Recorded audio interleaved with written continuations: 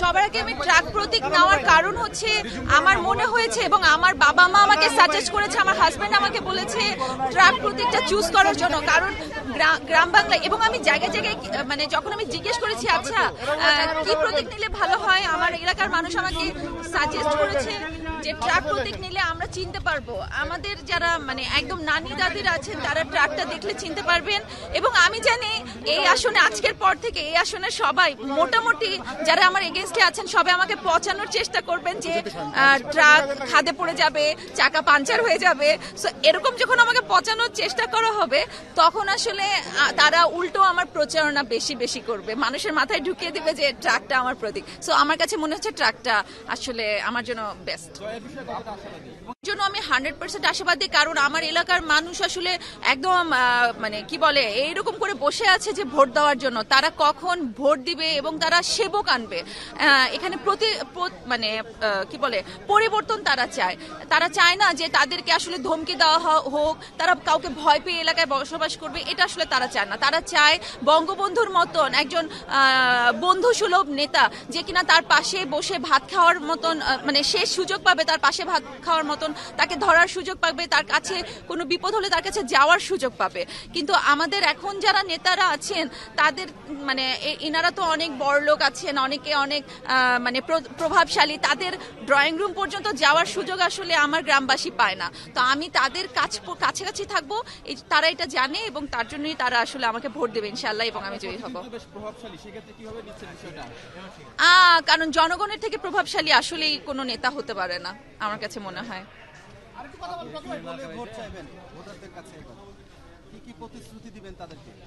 প্রতিশ্রুতি দেব হচ্ছে এখানে গণতন্ত্র মানে সারা বাংলাদেশে যেরকম গণতন্ত্র আছে এই এলাকাটাতে মানুষের কোনো স্বাধীনতা নেই, কথা বলার স্বাধীনতা নেই।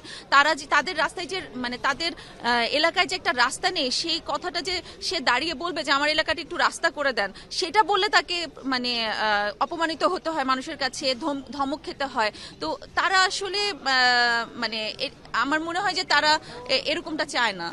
নির্বাচনী মাঠ কেমন দেখছেন আসলে? নির্বাচনী মাঠ মানে মাঠটা কেমন, পরিবেশ কেমন?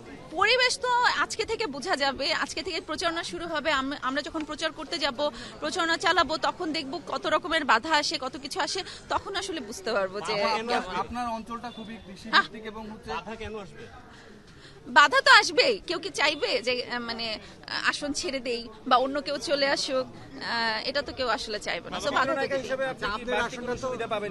অবশ্যই বাড়তি সুবিধা, যেমন আপনি যদি এখন একটা অজপাড়া গ্রামে যান সেখানে তো আপনাকে মানুষ চিনবে না, কিন্তু আমি যদি যাই সেখানে আমাকে তারা চিনবে, কারণ এখন সারা বাংলাদেশ ডিজিটাল যুগ, প্রত্যেকের ঘরে মোবাইল আছে, ইন্টারনেট আছে। তো সেই ইন্টারনেটে তারা একটা হলেও আমার গান দেখেছে এবং তারা আমাকে চিনে। সো আমি যখন তাদের কাছে যাব সেই মা বোনদের কাছে তারা আমাকে না জড়িয়ে ধরে, এইটাই আমার অ্যাডভান্টেজ। আপনি যদি নির্বাচিত হন নারীদের জন্য এবং তরুণদের জন্য কি করবেন? আর কৃষি প্রধান এলাকা হিসেবে সেই কৃষকদের জন্য কি করবেন? কৃষকদের জন্য তাদের যে এই যে একটা সমস্যা যে ডিপের একটা ব্যবস্থা, এটা আসলে আমি স্বজনপ্রীতি করব না। যাদের যেখানে দরকার, যারা যেখানে আসলে যাদের প্রয়োজন সেই অনুযায়ী আমি সেগুলোর ব্যবস্থা করব। কৃষকদের তারা যাতে সর্বোচ্চ, যেহেতু আমাদের কৃষি প্রধান এলাকা, কৃষকরা যাতে সর্বোচ্চ সুবিধা নিয়ে কৃষিকাজটা চালাতে পারে সেটার একটা ব্যবস্থা করব। এবং নারীদের নিয়ে অনেক কাজ করব, নারীরা যাতে প্রত্যেকে ঘরে বসে বসে ইন্টারনেটের মাধ্যমে তারা স্বাবলম্বী হতে পারে।